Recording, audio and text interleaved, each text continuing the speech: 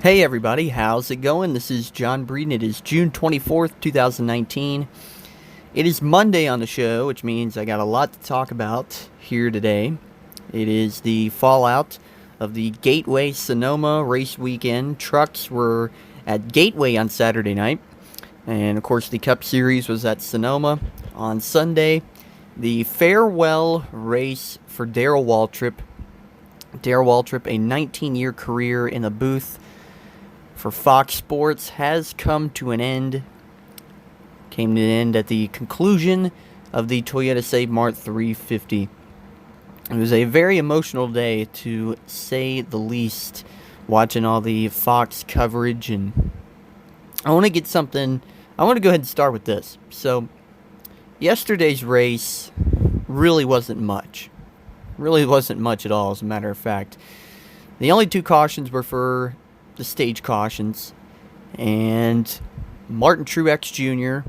led 59 of 90 laps, led all but 31 laps, a dominant victory, won over Kyle Busch, won the race, and there was really not much to it.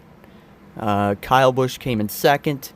The last 15 or 20 so laps, it looked like Kyle may get up there and challenge Martin Truex, but it just didn't happen. But the point of all this is, to me, this weekend was not even about the race. To me, this was about honoring Darrell Waltrip, sending him out on a good farewell, and that's exactly what it was. And if you watched all the pre-race, if you didn't watch the pre-race, I'll go ahead and give you some insight on what all happened. And of course, the pre-race came on. They had a really nice video package for DW, and there were just so many video packages that were just so great. And they were showing him getting the Burnsy Award, the Steve Burns Award, the late Steve Burns. His son Bryson was presenting the award to him, and they showed footage of when he accepted it, I think like the day before. He gave a speech during the drivers' meeting, which I actually still need to watch. I actually didn't watch that yet, but he gave a speech during the driver introductions. The drivers' meeting. Actually, he may have been up there for the driver intros as well, but I'm not for sure. But there was just so much great coverage. There are a lot of drivers thanking him for everything. Tony Stewart is making fun of him, saying, "Come on, don't cry. You're embarrassing yourself." And I think that one of the really good ones was Terry Bradshaw was on there. Of course, Terry Bradshaw, the famous NFL quarterback, in case you don't know.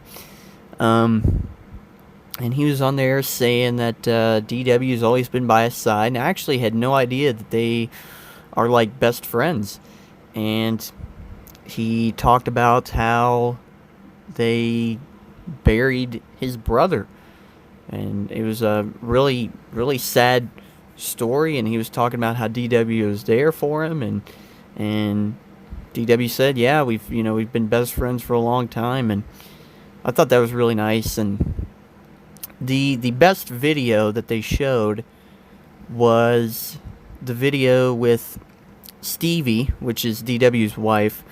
And if you don't actually know, Stevie used to write notes for Darrell before his races.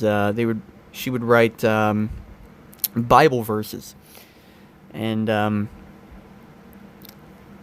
she would have him stick them like in his car, like a sticky note. And it was a really nice story. And actually, I think not too long after, Dale Earnhardt found out, and he was like, well, I think I want the same thing.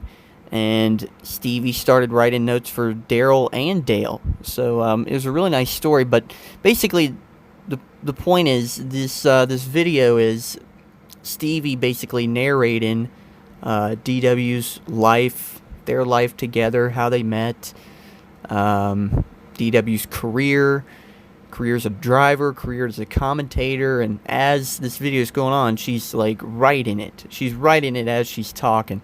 You'd have to watch it to understand what I mean. But But it's a really nice video, and that brought DW to tears after watching it, and it was very nice to see. And so then the race started, and he had a great one last boogity, and throughout the race, I didn't even take notes for this race. I just wanted to enjoy it. I want to enjoy DW's last race as an announcer, and probably my favorite announcer ever since I started watching NASCAR. And I just loved his excitement, his enthusiasm, and he had some pretty good old school classic DW lines in there.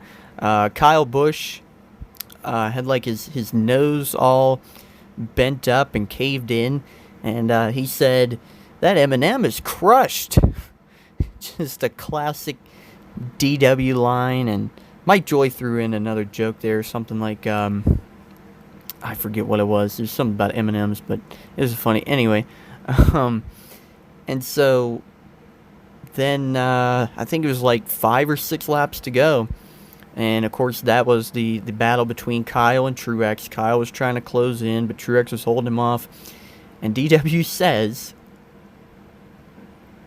Oh, I'm sorry, my mind just went blank. DW said, I don't want to say it, but Martin Truex is on a hot stove, but he's peeing ice water. That was his analogy, or his comparison to what was going on as he was trying to hold off Kyle Busch. He was on a hot stove, but he's peeing ice water. And the best part about it was Jeff was like, well, you gotta say it. It's your last race or something. And DW was like, what are they gonna do? Fire me? So he had some pretty cool lines. And the probably the most emotional part for me, at least, was after the race. DW. It was basically post-race. It was like their final send-off. You can find it on YouTube. You can find all these clips on YouTube, by the way. Just obviously YouTube, Darrell Waltrip. They're like all the most recent videos. He also did the grid walk with Michael Waltrip, which was really nice, and Michael was really emotional, and that was really nice as well. But the best part for me was his final send-off. So if you type in Darrell Waltrip's final send-off, you'll find this video. And they're all just standing there talking after the race. Mike Joy, Larry McReynolds, DW, and Jeff, all 4 of them were up there. And, of course, Mike Joy is saying he didn't want this day to end. And they're getting all emotional. Mike Joy's getting choked up. Larry McReynolds getting choked up. And the last little video, they show another, one last video package. And it's about a minute long, and it's so great. And the best part is at the very end, they show just a picture of DW, and it says, "Thanks, DW." And the line, if you remember the 2001 Daytona 500 when Michael Waltrip won, and of course, tragically, Dale Sr. was killed in the last lap wreck. But if you remember, when Michael Waltrip crossed the start-finish line, of course, DW, he's yelling, "Mikey, you got it, Mikey, you got it." And he also says, "That's a television dream come true." And it's that line at the end of that video where it says, "Thanks, DW," and he says, "That's a television dream come true."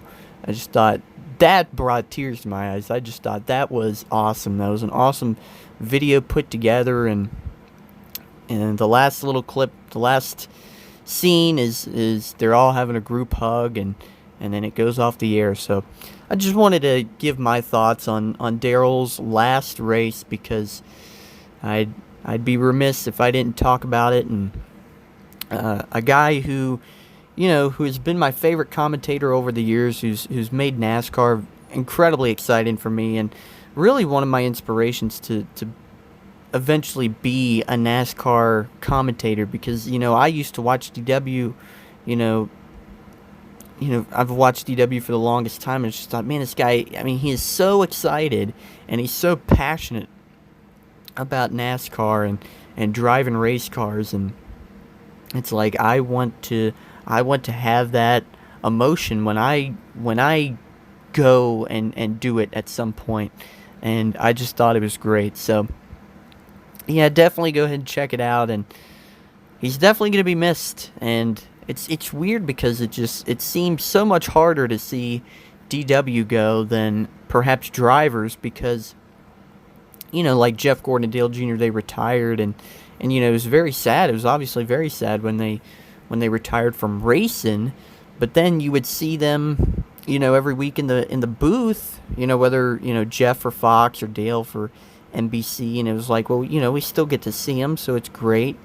And with DW, it's like this was it, and he said he's done. He's done. He said he's never going to a race again. He said it would just be too sad. So, perhaps he could pop up here and there, but according to him, he's done. But he also did say, he said multiple times that he's a day-to-day guy, and he doesn't know what the future holds. But he said, I'll figure it out. So we'll see what happens. So yeah, check it out. I highly recommend watching all the video packages. They'll be on Twitter, Instagram, YouTube.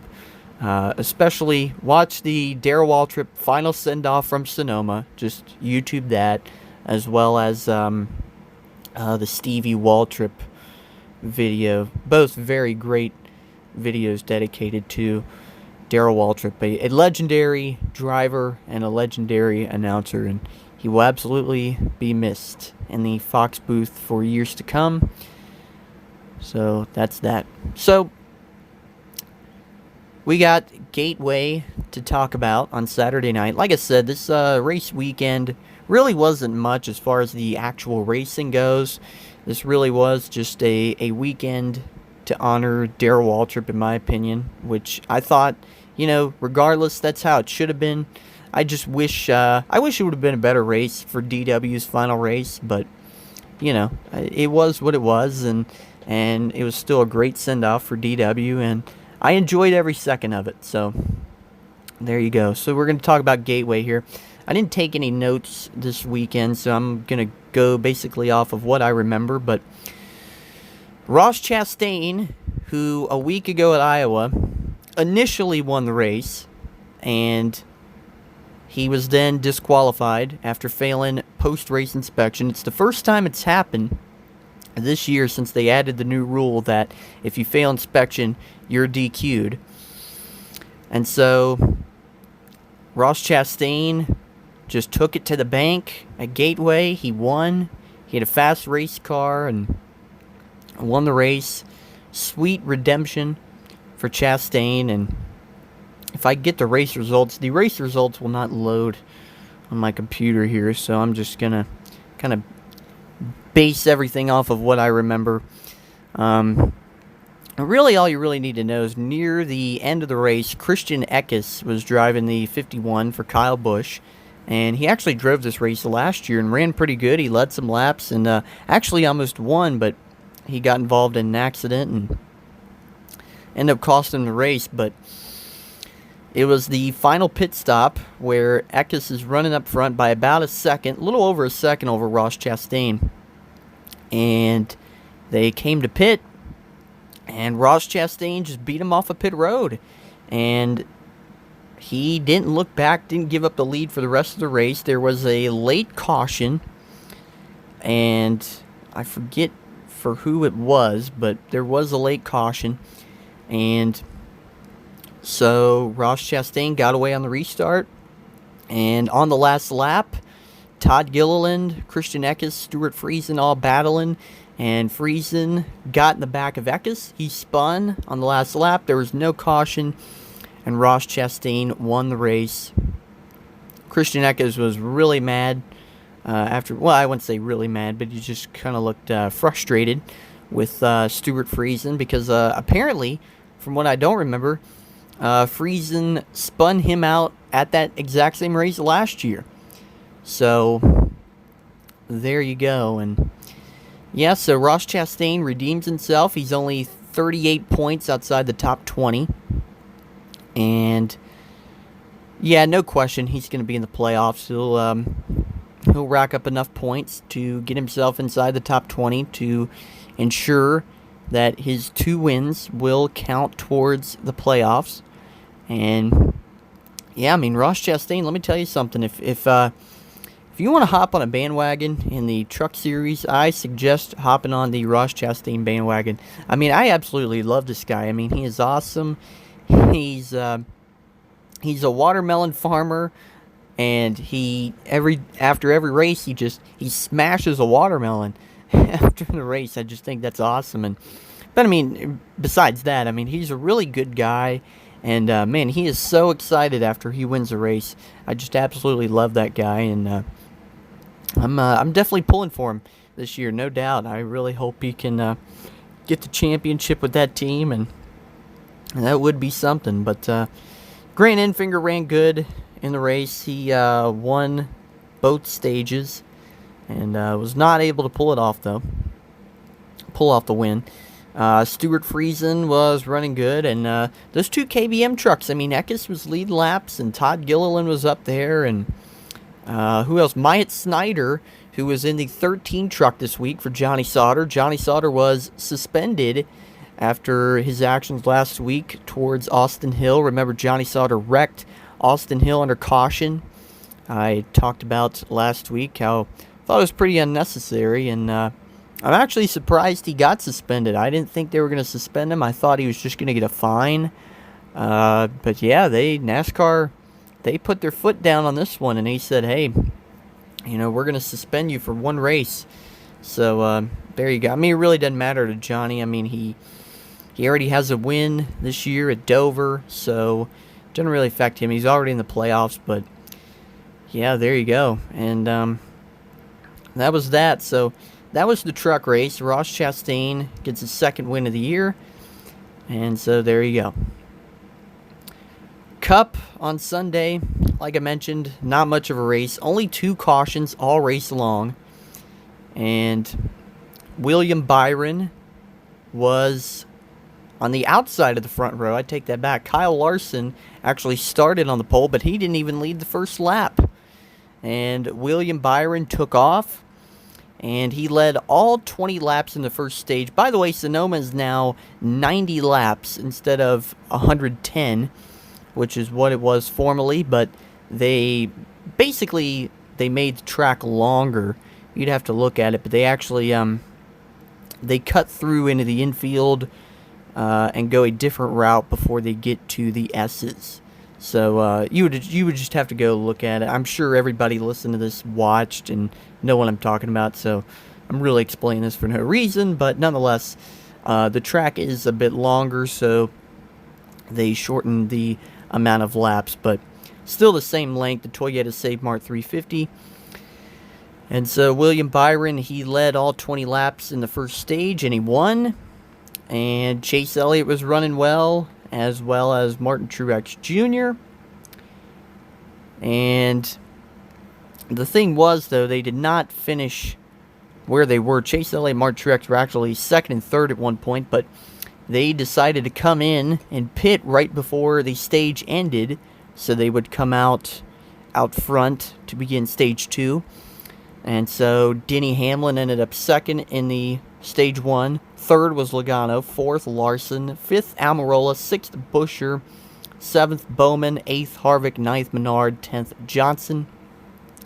So there you go. So William Byron led all 20 laps in that stage, but he wouldn't get back to the lead after that.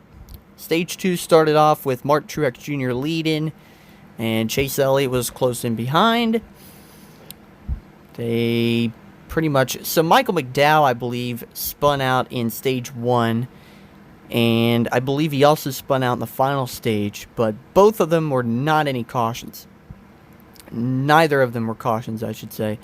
And I believe that was the only 2 spin-outs of the entire race. I may be mistaken, but those are the only 2 I remember. And that just shows you how much really happened in this race. Like I said, 2 cautions all race long, and they were for stage breaks. So anyway,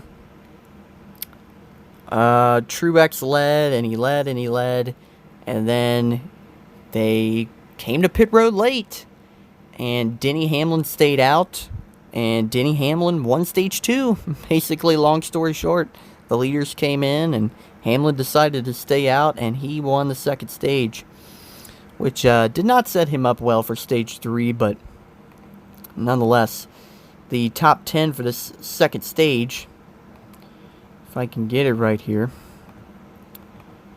Okay, top 10 for stage 2 was Denny Hamlin, Brad Keselowski, William Byron, Joey Logano, Ricky Stenhouse Jr., Kyle Larson, Martin Truex Jr., Chase Elliott, Kyle Busch, and Bubba Wallace. Top 10. And so there you go. So the final stage was pretty much a Martin Truex Jr. showcase. He drove away. He didn't look back. And Kyle Busch was running in second. And Truex made his final pit stop. And instead of Kyle Busch coming in with Martin Truex Jr., he would stay out a few extra laps. He would come in. I think his tires were like 3 or 4 laps fresher than Truex. And the gap was about 2.8 seconds for like the last 20 or so laps. And Kyle would close in. He would close in. He would close in.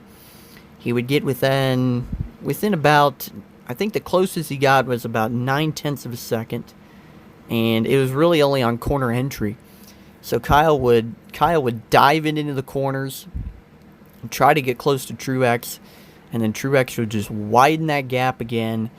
And it just wasn't happening for Kyle. And eventually, Kyle would just fade back. And Truex basically held him off for the win. And so Martin Truex Jr., his 4th win of 2019. His 3rd Sonoma win.